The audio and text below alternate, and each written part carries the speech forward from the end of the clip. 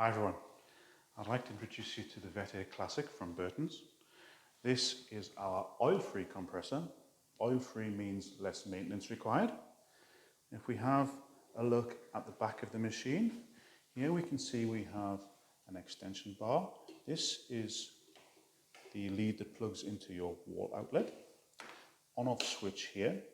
The compressor plugs into here, and we have 3 auxiliary ports, one perhaps for a scaler or any other accessories you want to add there.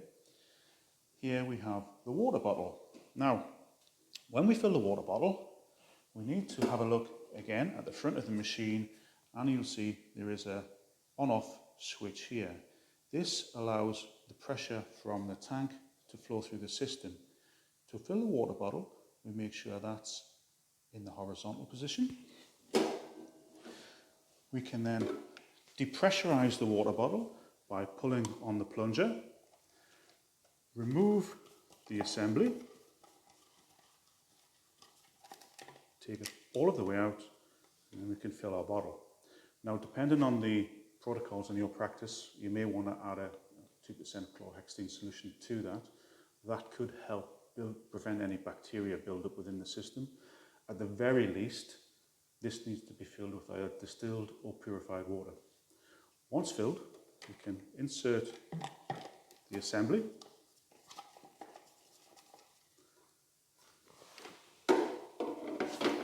And once we've done that, we need to ensure that this stopcock valve is in the upright position to allow the air to flow through the system. On the front of the machine, we have the control box, and on the control box we have our drill, our high-speed handpiece, we have our low-speed handpiece, and we have our 3-way syringe. The 3-way syringe delivers water, air, or by depressing both buttons, a mist. For cleaning purposes, there is a collar on the syringe that can be depressed, and this can be removed for cleaning and autoclaving. To reinsert, press the collar and click back. On the top of the control box, we have the switch that switches between high and low speed handpieces. We have a switch that controls the water on off, and then we have the water control valve itself. Now, in the starter kit, you will get 2 high-speed handpieces. They are quite inexpensive and they are autoclavable. Some practices will routinely autoclave the handpieces and some will just give a wipe down. That's dependent on your own protocols. But it's always good to have a few spares of these, so if you are autoclaving the handpieces, you can make sure that you've got enough to carry on for a day's surgery. In the handpiece itself, it comes supplied with a blank. Now that blank, it's quite important. To remove the blank, depress the button on the back and pull out. You can then depress the button again to insert the burr. Whenever you're not using the machine, the blank should be inserted into the hole and left like that. The reason being, if someone were to put their foot on a foot pedal, which is conveniently located on its hanger, and there's no blank in there, it can rotate the chucks out of alignment, and it can make it quite difficult to get the burr or even the blank back in again. So just remember, keep the blank in. I have seen people leave burrs in here, but when the burr's in place, if you're walking past the machine, your hand could catch it or your leg could catch it, they are sharp, so probably best practice to put the blank back in. To connect the drill to the hose, you'll see there are 4 pipes, 1 large, 1 slightly smaller, and 2 very small. For maintenance purposes, at the end of the day, if you put 2 drops of oil into the smaller of the 2 large channels, don't overfill it, a couple of drops will do, and then you can connect up by lining up the pipes, ensuring that the plastic seal or the rubber seal is in place, and then connecting that together. If you are going to autoclave the handpieces, it's important that you do so without a drying cycle, and then you oil post autoclaving.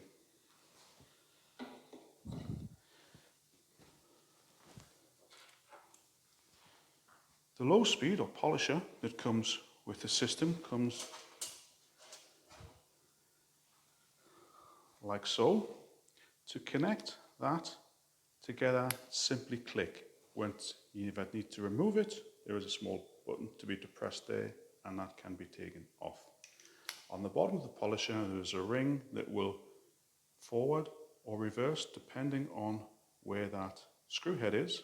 So at the present moment in time, it's on reverse, or we could turn that to the forward position. The contra angle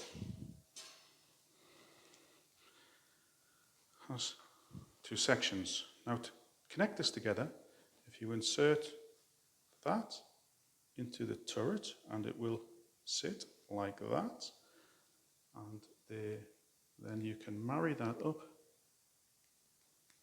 make sure it's secure, and then turn the angle to whatever you like, and then screw down on the lock ring. These are a semi-disposable item. They do get gunked up, for want of a better word, with paste after a while, and they can become stiff, and at that point they are very inexpensive. They do need replacing, and we also can supply you with a pack of disposable contra angles should you wish. As you will see, the connectors for the two handpieces are exactly the same. We have a large pipe, slightly smaller, and two very small ones. The oiling process is exactly the same, but it is very important that you make sure that the high-speed handpiece is connected to the left-hand hose, and the low-speed handpiece is connected to the middle hose of the three. The reason for that is that water is only supplied to this side. If you're not getting any water through the high-speed handpiece, just check that these haven't been switched around by mistake. On the bottom of the tank, there is a drain valve. Now, over a period of time, it is possible to get water build up, condensation, etc. in the bottom of the tank. So we recommend at least once a week, perhaps 3 days, 4 days, you remove the drain hose, put it into a suitable receptacle, open the valve, drain any water out of the system that might be lying there, close the valve, and then you're good to go and repressurize the system. Inside the tray, you will see there is an assembly here with this grey knurled knob. It's important to make sure the staff know not to touch this, because it is set at the correct pressure to deliver the water. In use, this pointer on this needle should sit about 30. If it drops below that, you won't get any water coming out of the system, and it shouldn't be higher than that, because if it is, you could potentially damage the seals within it. So just make sure that that's not left, not touched, and make sure that's left alone. And on this side of the machine, you'll see there is a convenient drawer for storing any accessories. Thank you for watching. This is the VETair Classic from Burtons. Thanks a lot.